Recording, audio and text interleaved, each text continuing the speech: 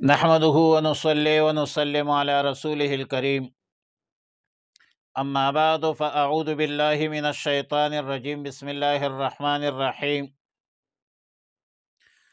ويوم نبعث من كل أمة شهيدا ثم لا يؤذن للذين كفروا ولا هم يستعتبون۔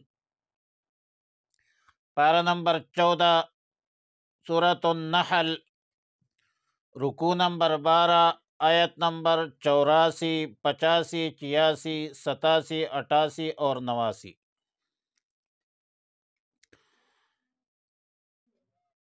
وَيَوْمَ نَبْعَثُ، اور جس دن ہم اٹھائیں گے، من کل امت، ہر امت سے، شہیدن، ایک گواہ، ثم لا یؤذن، پھر اجازت نہیں دی جائے گی، للذین کفروا، ان لوگوں کو جنہوں نے کفر کیا ہے، ولا هم یستعتبون، اور نہ ان سے عذر قبول کی جائیں گے۔ وَإِذَا رَأَى الَّذِينَ ظَلَمُوا، اور جب دیکھیں گے وہ لوگ، ظلموا، جنہوں نے ظلم کیا تھا، العذاب، عذاب کو، فلا يخفف عنہم، تو کم نہیں کیا جائے گا ان سے عذاب، ولا هم ينظرون، اور نہ انہیں مہلت دی جائے گی۔ وَإِذَا رَأَى الَّذِينَ أَشْرَكُوا،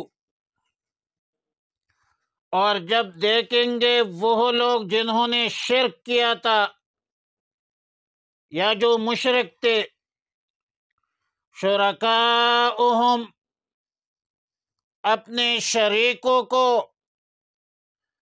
قالوا، تو کہیں گے، ربنا، اے ہمارے رب، ہؤلاء شرکاؤنا، اے ہمارے رب، یہی ہمارے شریک تھے، الذین کنا ندعو، جن کو ہم پکارتے تھے، من دونک، تیرے سوا، فَأَلْقَوْا إِلَيْهِمُ الْقَوْلَ، پھر وہ لوٹائیں گے ان کی طرف یہ بات، اِنَّكُمْ لَكَاذِبُونَ، کہ تحقیق کے ساتھ تم جھوٹے ہو، کذاب ہو۔ وَأَلْقَوْا إِلَى اللَّهِ يَوْمَئِذٍ السَّلَامَ، اور وہ پیش کریں گے اللہ کے سامنے اس دن، السلام، فرمان برداری، عاجزی، وَضَلَّ عَنْهُمْ، اور بھول جائیں گے ان سے، ما کانوا یفترون، وہ جو جھوٹ بولتے تھے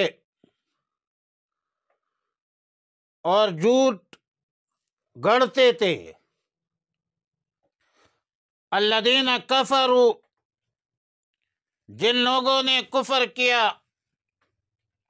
وصدوا عن سبیل اللہ، اور وہ روکتے رہے اللہ کے راستے سے، زدناہم عذابا،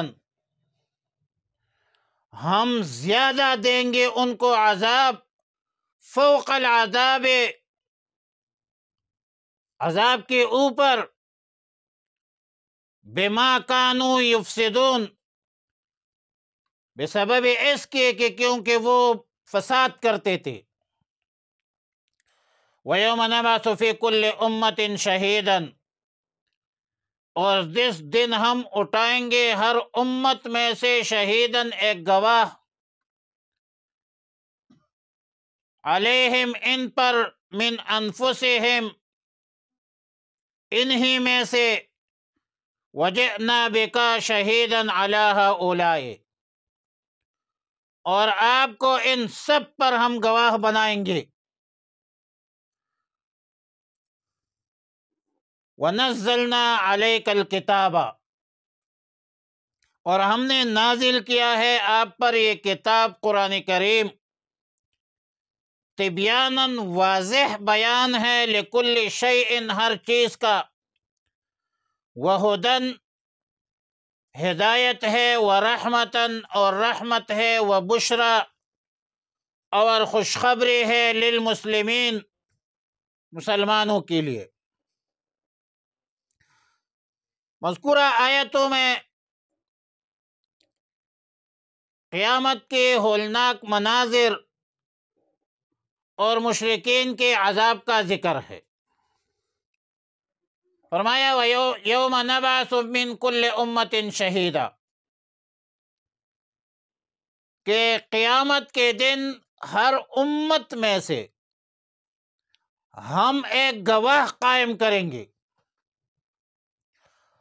اور یہ گواہ ان کا پیغمبر ہوگا جو ان کے کفر کے بارے میں گواہی دے گا۔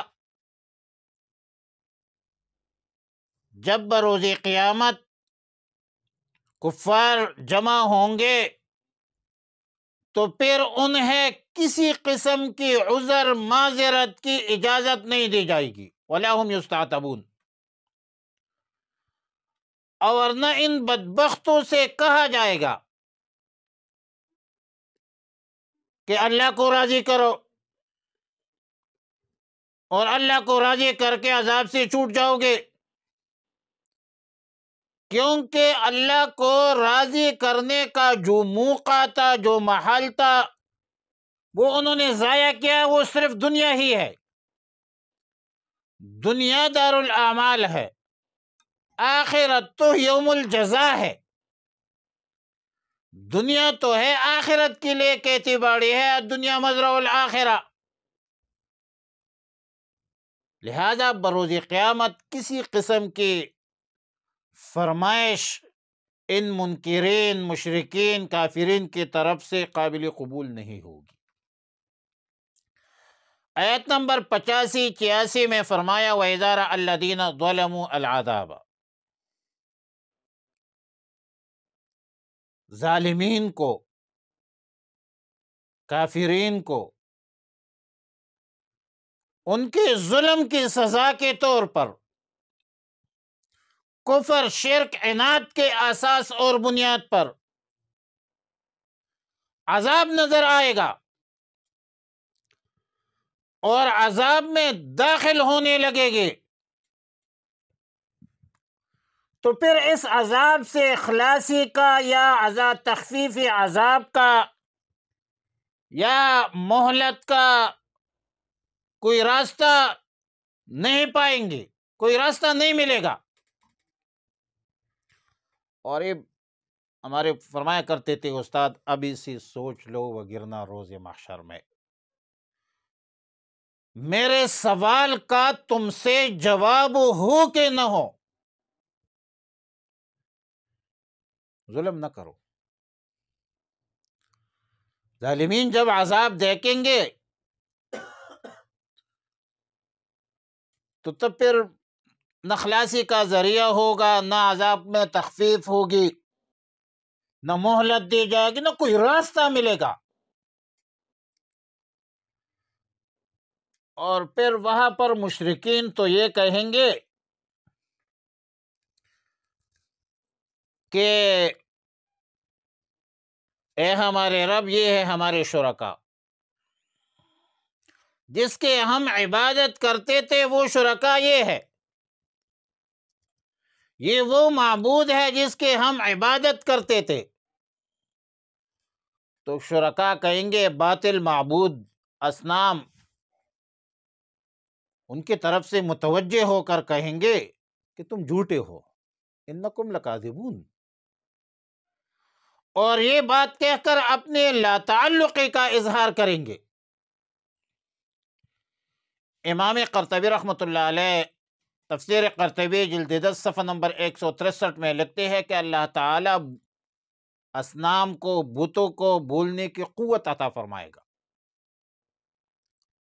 اور یوں کہیں گے کہ تم نے ہمارے بارے میں معبود ہونے کا باطل عقیدہ بنایا، اس میں تم جھوٹے ہو، ہم معبود نہیں تھے، ہم مخلوق تھے، مخلوق معبود نہیں بن سکتا، ہم تو عاجز محض تھے، ہم نے تمہیں اپنی عبادت کرنے کا حکم نہیں دیا تھا۔ اور پھر کافروں کو، مشرکین کو رسوا کرنے کے لیے اللہ تعالیٰ بتوں کو زبان بھی دے دے گا، اور یہ کفار عذاب دیکھیں گے، عذاب سے بچنے کا راستہ بھی نہیں پائیں گے۔ پھر فرمان برداری والقوا السلام، کیا السلام کی باتیں کریں گے، فرمان برداری کی باتیں کرنے لگیں گے، یوں کہیں گے کہ اے رب جو حکم ہو ہم سب کچھ کرنے کو لیے تیار ہے، لیکن ہمیں عذاب سے محفوظ کیجیے۔ لیکن دنیا میں جب ان کو توحید کی دعوت دی جاتی تھی تو دنیا میں تو یہ لوگ کفر کی، شرک کی باتیں کرتے تھے،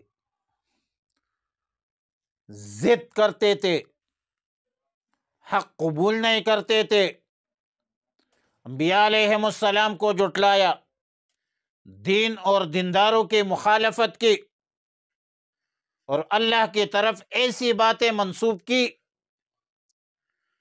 جن سے اللہ رب العالمین مبرہ اور منزہ تھی۔ اب جن لوگوں نے کفر کیا ہے، شرک کیا ہے، اللہ کے راستے سے لوگوں کو روکا ہے، ایک ہے خود دین پر عمل نہ کرنا اور ایک دوسروں کو دین سے روکنا، تو یہ ڈبل عذاب میں مبتلا ہوں گے۔ ایک عذاب ان کے اپنے ذاتی کفر کا، اور دوسرا عذاب فساد کا، کہ کیوں یصدون عن سبیل اللہ، کیوں اللہ کے دین کے مقابلے میں رکاوٹ بن جاتے تھے۔ دوسرا عذاب ان کو یہ ملے گا، ڈبل عذاب ملے گا۔ صاحب روح المعانی علامہ آلوسی تفسیر روح المعانی جلد 14 صفحہ نمبر 212 میں لکھتے ہیں زدناہم عذابا فوق العذاب الذی یستحقونہ بکفرہم بسبب استمرارہم علی الفساد وہو سد السبیل۔ آیات نمبر 89 میں فرمایا کہ یوم نبعث فی کل امت شہیدا، کہ ہم ہر جماعت میں سے ایک گواہ قائم کریں گے جو انہیں میں سے ہوگا، ان پر گواہی بھی دیں گے، اور ظاہر ہے یہ ہر امت کا نبی ہوگا، پیغمبر ہوگا، رسول ہوگا، اور رسول اللہ مبارک صلی اللہ علیہ وسلم اپنی امت پر بھی گواہی دیں گے۔ امت محمد عربی صلی اللہ علیہ وسلم کو یہ اعزاز حاصل ہے کہ یہ دوسرے امتوں پر بھی گواہی دیں گے۔ وَكَذَلِكَ جَعَلْنَاكُمْ أُمَّةً وَسَطًا لِتَكُونُوا شُهَدَاءَ عَلَى النَّاسِ وَيَكُونَ الرَّسُولُ عَلَيْكُمْ شَهِيدًا۔ تو امت محمد عربی صلی اللہ علیہ وسلم گواہی کے قابل اور لائق ہوں گے، اور دیگر امتوں پر ظاہر گواہی دیں گے، جس طرح نوح علیہ السلام کی امت پر گواہی دیں گے کہ نوح علیہ السلام نے اپنی قوم کو تبلیغ اور اللہ کے احکامات پہنچائی تھی۔ وَجِئْنَا بِكَ شَهِيدًا عَلَى هَؤُلَاءِ۔ مفسرین کا قول ہے کہ ہؤلاء سے مراد انبیاء علیہم السلام ہے، اور انبیاء علیہم السلام ہی اپنی امتوں پر گواہی دیں گے، رسول اللہ صلی اللہ علیہ وسلم تمام انبیاء کے بارے میں گواہی دیں گے۔ پھر فرمایا وَنَزَّلْنَا عَلَيْكَ الْكِتَابَ تِبْيَانًا لِكُلِّ شَيْءٍ وَهُدًى وَبُشْرًى لِلْمُتَّقِينَ، اور ہم نے آپ پر کتاب نازل کیے ہے جو ہر چیز کو واضح طور پر کھول کر بیان فرماتے ہیں، فرمان برداروں کے لیے ہدایت ہے، اور مومنین متقین کے لیے رحمت ہے، بشارت ہے، خوشخبری ہے۔ اس میں قرآن کریم کی صفات بیان کی کہ تبیانا لکل شیء، یعنی ہر چیز کا بیان کرنے والا کتاب ہے، لیکن اس سے مراد متعلقہ بالدین مراد ہے۔ قرآن کریم میں بہت سے احکام، اصول اور فروع کا بیان ہے، اور بہت سے احکام و مسائل جو انسانی سوسائٹی، انسانی معاشرہ کے حاجات اور ضروریات پر حاوی ہے، اس کا بیان ہے۔ کیونکہ قرآن کریم نے جو احکام بالتصریح، صراحت کے ساتھ بیان نہیں فرمائے ہیں، وہ احکام اور مسائل رسول اللہ صلی اللہ علیہ وسلم نے بیان فرمائی، کیونکہ قرآن کا حکم یہ ہے کہ من یطع الرسول فقد اطاع اللہ، وما آتاکم الرسول فخذوہ وما نہاکم عنہ فانتہوا۔ تو ان آیاتوں کے بنیاد پر، قرآن کریم کی تعلیمات پر، نص قطعی کے اساس اور بنیاد پر حدیث بھی حجت ہے، سنت رسول اللہ بھی حجت ہے، عالمی انسانیت کے رشد و ہدایت کے لیے ہے۔ اور پھر سبیل المؤمنین کے اتباع کا بھی حکم ہے۔ سورہ نساء آیت نمبر 14 میں ہے وَمَن يُشَاقِقِ الرَّسُولَ مِن بَعْدِ مَا تَبَيَّنَ لَهُ الْهُدَى وَيَتَّبِعْ غَيْرَ سَبِيلِ الْمُؤْمِنِينَ نُوَلِّهِ مَا تَوَلَّى وَنُصْلِهِ جَهَنَّمَ وَسَاءَتْ مَصِيرًا۔ سورہ نساء کی آیت کی روح سے اجماع امت بھی حجت ہے، اور چونکہ حوادث، نوازل، نئے نئے مسائل وجود میں آتے ہیں، پھر اس کے لیے قیاس کی ضرورت ہے۔ رسول اللہ صلی اللہ علیہ وسلم نے جب سیدنا معاذ بن جبل رضی اللہ تعالیٰ عنہ کو یمن کا گورنر مقرر کیا، تو رسول اللہ مبارک صلی اللہ علیہ وسلم نے فرمایا کہ بما تقضی، آپ کس پر فیصلے کریں گے؟ تو معاذ بن جبل نے رضی اللہ تعالیٰ عنہ نے فرمایا اللہ کی کتاب پر، اقضی بکتاب اللہ و بسنت رسول اللہ صلی اللہ علیہ وسلم۔ رسول اللہ صلی اللہ علیہ وسلم نے پوچھا کہ فَإِن لَمْ تَجِدْ بِكِتَابِ اللَّهِ وَسُنَّةِ رَسُولِ اللَّهِ صلی اللہ علیہ وسلم، اگر آپ کوئی معاملہ، کوئی مسئلہ، کوئی فیصلہ اللہ کی کتاب میں، سنت اللہ میں نہیں پائیں گے، تو پھر آپ کیا کریں گے؟ تو سیدنا معاذ بن جبل رضی اللہ تعالیٰ عنہ نے فرمایا کہ اجتہد، میں اجتہاد کروں گا۔ اس پر رسول اللہ صلی اللہ علیہ وسلم نے اللہ کا شکر ادا کیا، حمد بیان کیا، اور فرمایا الحمدللہ الذی وفق رسول اللہ صلی اللہ علیہ وسلم۔ تمام تعریفیں اس ذات کے لیے ہے جس نے اللہ کے رسول کو توفیق دی ہے اس بات کی۔ لہذا قرآن کریم حجت قطعی ہے، سنت رسول اللہ صلی اللہ علیہ وسلم، احادیث طیبہ، یہ حجت ہے۔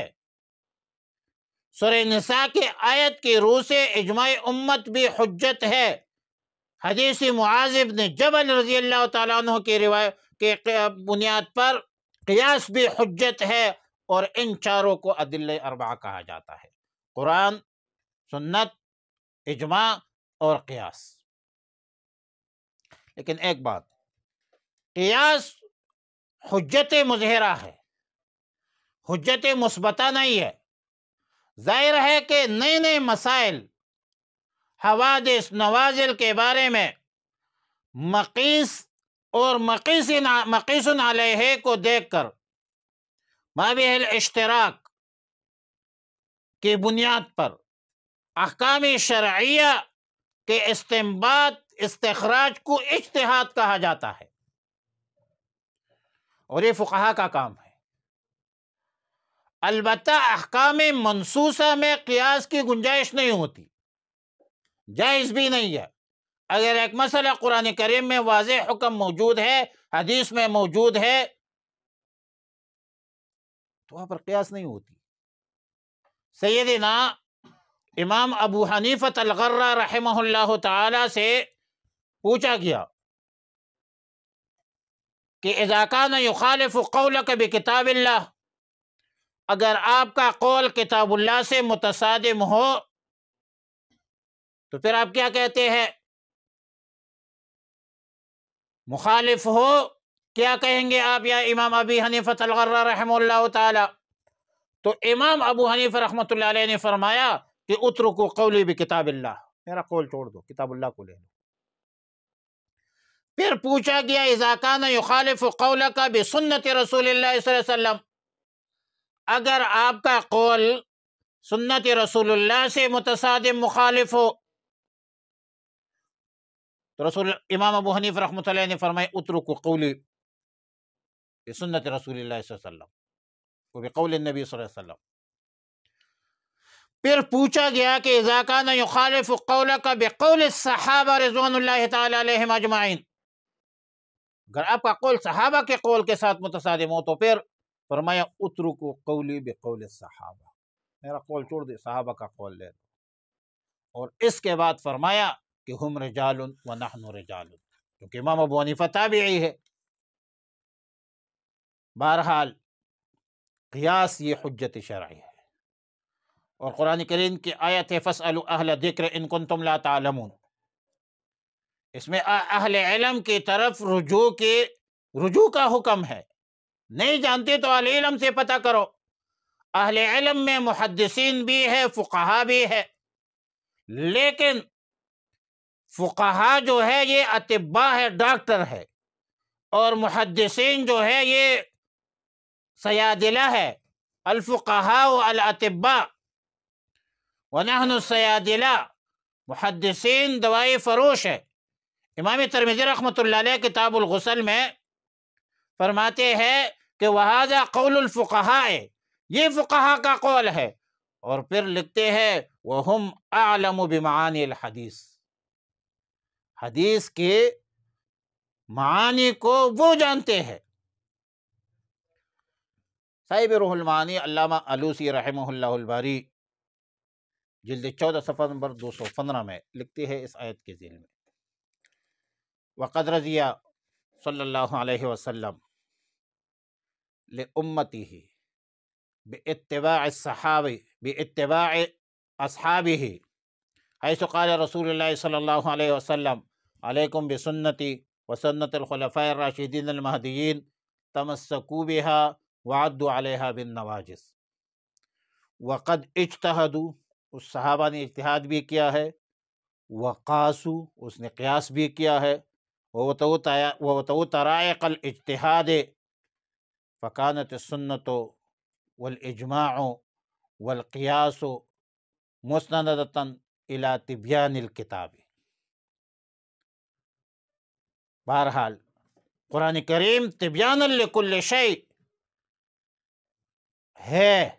قرآن کے احکامات، رسول اللہ مبارک صلی اللہ علیہ وسلم کے تعلیمات، اجماع امت اور قیاس کو بھی شامل ہے، اور اصولی طور پر بھی ہے، فروعی طور پر بھی ہے. پھر قرآن کریم کی مزید 3 صفات بیان کی، ہدن ہدایت ہے، ورحمتن رحمت ہے، خوشخبری ہے، بشا و بشرا خوشخبری ہے، بشارت ہے. اور بعض مفسرین لکھتے ہیں کہ ہدایت اور رحمت سب کے لیے ہے، بشارت اہل اسلام کے لیے ہے، کیونکہ اسلام قبول کر کے عقائد صحیحہ، اعمال صالحہ اختیار کرنے پر اللہ کے نعمتوں کے مستحق ہو سکتے ہیں. اور قرآن کریم میں بعض جگہوں پر وہدی و بشرا للمتقین کے الفاظ بھی آئی ہے. تو معلوم ہوتا ہے کہ یہ جو بشارت ہے یہ متقین کے لیے ہے، مومنین کے لیے ہے. اور القرآن یفسر بعضہ بعضا وکذا الحدیث. وآخر دعوانا الحمد للہ رب العالمین.